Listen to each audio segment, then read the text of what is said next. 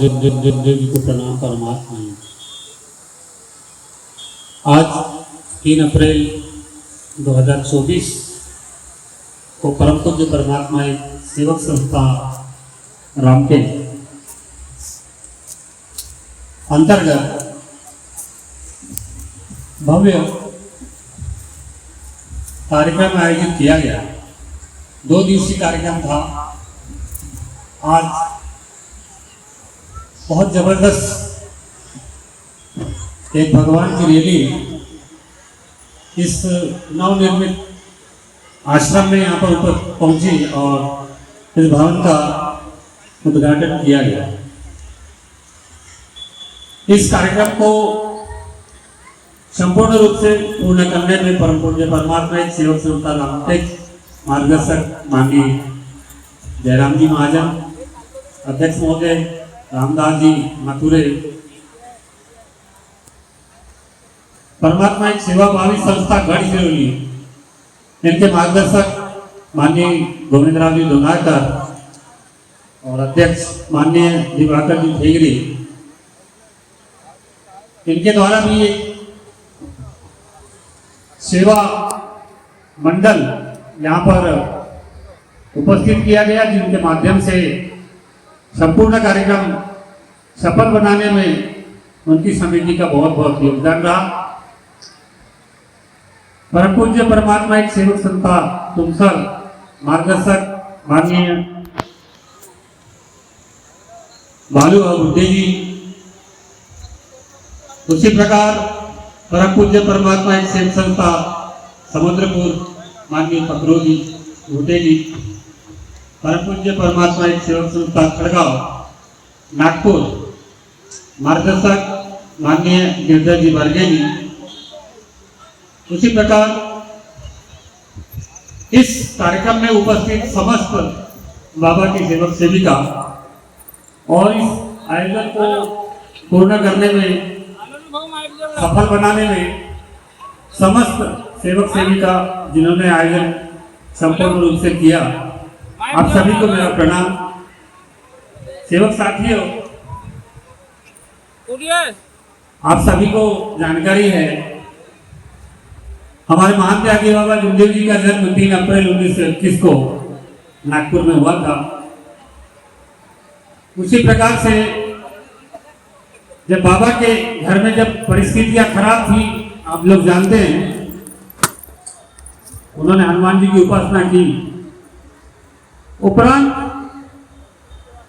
समस्या पूर्ण रूप से ठीक ना होने के कारण उन्होंने पुनः एक सन्यासी के कहने पर एक भगवान का कार्य किया और करने के फलस्वरूप उन्हें परमात्मा एक की प्राप्ति हुई। परमात्मा एक की प्राप्ति 25 अगस्त 1948 को हुई। ठीक उसी तरह से उन्होंने देखा कि मेरे जैसे दुखी दीन गरीब मानव बहुत है, जो बहुत कठिन स्थिति से गुजर रहे हैं। इन परिस्थिति को देखते हुए हमारे महान त्यागी बाबा जुमदेव जी ने व्यक्ति विशेष जाति विशेष को न देखते हुए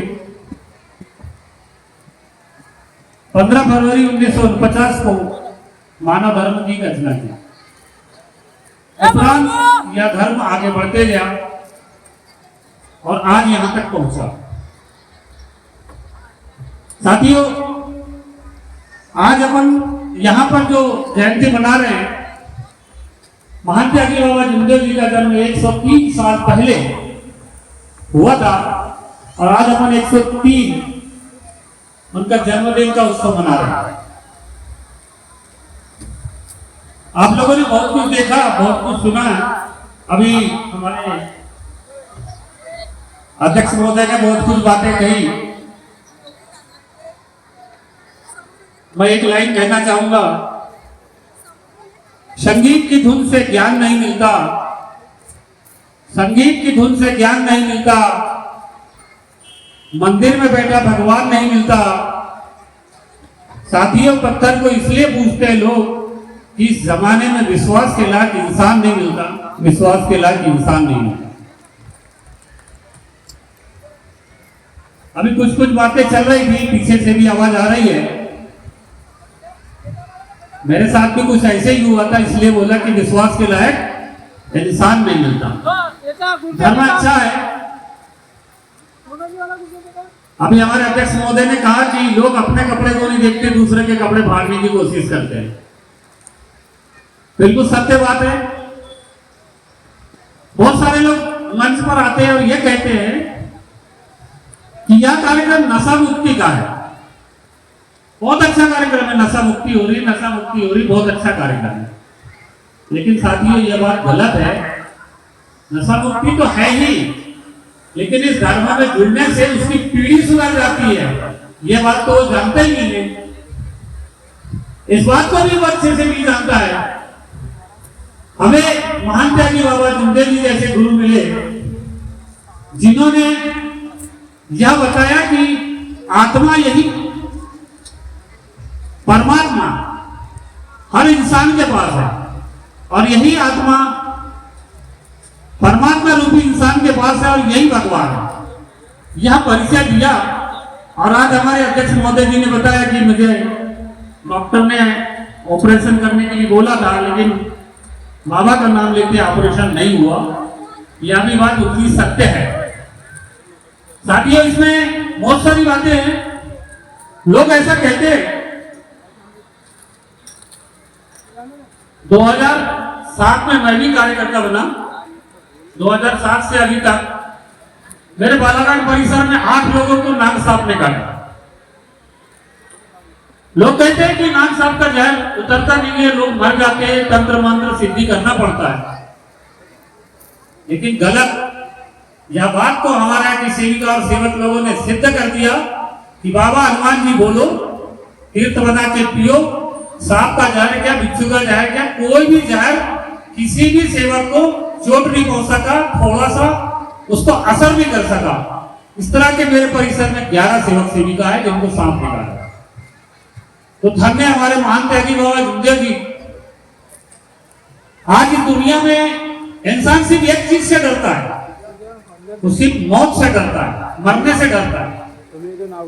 लेकिन हम बाबा के सेवक लोगों ने पहले ही मरने का वचन दे दिया है। तो मरे मरे सब कोई कहे कि मरना न जाने कोई, एक बार ऐसे मरो कि दोबारा मरना ना हो। इसी कड़ी को हम सभी सेवक सेविकाओं को लेकर चलना चाहिए और बाबा के दिए हुए आदेशों का, तत्व शब्द नियमों का पालन करते हुए अपने मानव मंदिर को सजाना चाहिए। साथियों दूसरी बात, हमारे बाबा ने कहा ज्ञान पर रस मररस योगी।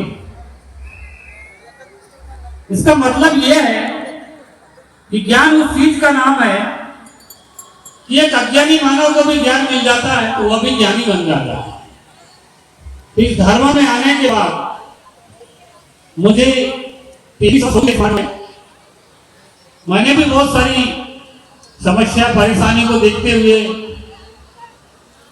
हमारी पत्नी की तबीयत खराब थी, 14 साल खराब रही। अंतिम में मरते समय मैंने इस मार्ग को स्वीकार किया था और बाबा हनुमान जी बोलकर फूंक मार के अपनी पत्नी को दिया था। इतने में मेरी पत्नी की 14 साल की बीमारी 20 मिनट में ठीक हो गई थी। उस दिन मैंने इन सब सारी चीजों का अपने आप विसर्जन कर दिया। तब मैंने देखा कि मेरे पास कुछ न कुछ तब भी है, मेरे पास कुछ न कुछ तो है। तो साथियों इस धर्म में, इस धर्म का सेवक आज जो अध्यक्ष महोदय कहते हैं, सीना ठोक के कहते हैं, तो ये बात सत्य है कि आज इस मार्ग का सेवक ये कहता है मेरे पास भगवान है। पहले हम बहुत सारी परंपराओं को अपनाते थे, रास्ता चलते, ना जाने अंधश्रद्धा का मतलब क्या। अंधश्रद्धा कई किस्म की होती है। हम इससे पहले यदि किसी व्यक्ति की तबीयत खराब होती थी 2 लोगों के पास जाते थे। नंबर 1 तो तंत्र मंत्र वाले के पास जाते थे, पंडित पुजारी के पास जाते थे, या फिर डॉक्टर के पास जाते थे। तो मैंने तो यहाँ तक कि एमबीबीएस वाले डॉक्टरों को भी कहते सुना कि यार इधर ठीक नहीं हो रहा, थोड़ा सा उधर जाके देख लेना। तो साथियों ये कहने की बड़ी बात है, बड़ी समझने की बात है कि एक एमबीबीएस पढ़ा हुआ डॉक्टर भी ये बात को कहता है। ठीक हमारे महान त्यागी बाबा जुमदेव जी की आपकी जो परिस्थिति की बात की, डॉक्टर मनोज डुबरीकर जब अस्पताल में भर्ती हुए थे, डॉक्टर ने बोला मुझे इलाज करना है। बाबा ने कहा पहले बीमारी बताओ उसके बाद इलाज करो। डॉक्टर ने बीमारी नहीं बताया तो महान त्यागी बाबा जुमदेव जी ने अपने बेटे को अस्पताल से घर वापस ले जाया। यह भी बात हम सब जानते हैं। बाबा ने अपने लड़के से कहा कि बोले देख, पढ़े लिखे और बिना पढ़े लिखे लोगों का कमा। अब बोले मैं बोलता हूं तू करके देख। बाबा ने वही किया, तीरथ बना के दिया और डॉक्टर मनोज डुबरीकर ठीक हुआ, फुकट में ठीक हुआ। उस दिन से डॉक्टर मनोज डुबरीकर को विश्वास हुआ कि धर्म में भगवान है, तब तक डॉक्टर मनोज डुबरीकर भी भगवान नहीं है। यह भी ऊपरी सत्य बात। साथियों, इसके आगे थोड़ा सा बोलना चाहूंगा एक लाइन। आज हम बाबा के निवास स्थान जाते हैं, बाबा के निवास स्थान जाते हैं तो वहां क्या देखने मिलता है? बहुत सारी चीजें देखने के लिए मिलती है। वहां पर एक पैर भी रखा हुआ है। किसका पैर आप लोग जानते हैं? किसका पैर रखा है जानते हैं? बाबा। बाबा की एक टांग कट गई थी। आप लोगों को मालूम नहीं होगा, देख लेना आप निवास स्थान में जाके। बाबा की एक टांग कटी हुई। बाबा की एक टांग क्यों कटी? क्यों कटी? उसके पीछे कारण क्या है? बाबा जिस समय परमात्मा एक में मिलित हुए तो बाबा के अंतिम शब्द क्या थे? वो दोनों बात एक जैसी है। बाबा का आदेश का सेवक लोगों ने पालन नहीं किया, इस कारण से बाबा की टांग कटी थी। अब आप सोच लीजिए, जिन्हें हम सतगुरु महान त्यागी बाबा जुमदेव जी कहते, सतगुरु कहते हैं, उनकी टांग क्यों कटी? तो इस धर्म में बाबा ने यह भी कहा कि इस धर्म में ऐसे लोभी लबाड़ बहुत सारे लोग हैं जो सेवक लोगों को फंसाने का काम कर रहे हैं, बहकाने का काम करते हैं, लालच देने का काम करते हैं। ऐसे लोभी लबाड़ लोगों से हमको सावधान रहना चाहिए और सावधान रहकर लोगों को अपने अनुभव से जगाना चाहिए कि इस धर्म में जो बाबा ने सिकवन दी है वो सिकवन सत्य है, उसके ऊपर चलना चाहिए। इस प्रकार से लोगों को उत्साह देना चाहिए। मैं 7 बार स्थान गया, उस पैर को देख के मुझे बहुत बुरा लगता है। आज मानव धर्म परिचय की पुस्तक में पढ़ता हूं, आखिरी वाले पृष्ठ में बहुत सारी चीजें लिखी हुई है कि यहां ये था, वहां वो था, वहां वो था, वहां वो था, बहुत कुछ था। मैं आपसे पूछना चाहता हूं वो चीजें कहां है, किसने देखी है? और यदि देखी होगी तो मिट चुकी है वो, क्यों मिट रही है? इसके पीछे कारण क्या है? बहुत मुश्किल है, हमें बदलना होगा। जब तक हम नहीं बदलेंगे, सत्य के राह पे नहीं चलेंगे, सत्य ही परमेश्वर और परमेश्वर ही सत्य, इस भावना को लेकर नहीं चलेंगे, न जाने क्या होने वाला। इन बातों को हमें समझना होगा। तुम्हें आज इस कार्यक्रम में हमारे महाजन साहब मुझे नागपुर में मिले थे, खड़गांव में, उन्होंने वहीं पर मुझे निमंत्रण दिया और आज मैं यहाँ पे उपस्थित हुआ। इस बहुत ही कठिन समय में मैं यहाँ पर उपस्थित हो पाया और मेहनत करनी पड़ी यहाँ तक आने के लिए मुझे। मैं भगवान बाबा हनुमान जी और महान त्यागी बाबा जुमदेव जी का धन्यवाद करता हूँ कि उन्होंने मुझे यहाँ तक पहुँचाया। और इस कार्यक्रम में पहुँचने के बाद इस कार्यक्रम में माननीय अध्यक्ष महोदय और महाजन साहब, इन्होंने मुझे बोलने का अवसर दिया। और मैं वैसे भी अपना स्वागत बिल्कुल नहीं चाहता हूँ, लेकिन यहाँ पर भी स्वागत हुआ। मैं आप सभी सेवक सेविका समिति, युवक युवती और सभी संस्था के प्रभारी, आप सब लोगों का आभार व्यक्त करता हूँ और आप सभी लोगों से नमस्कार करता हूँ। नमस्कार।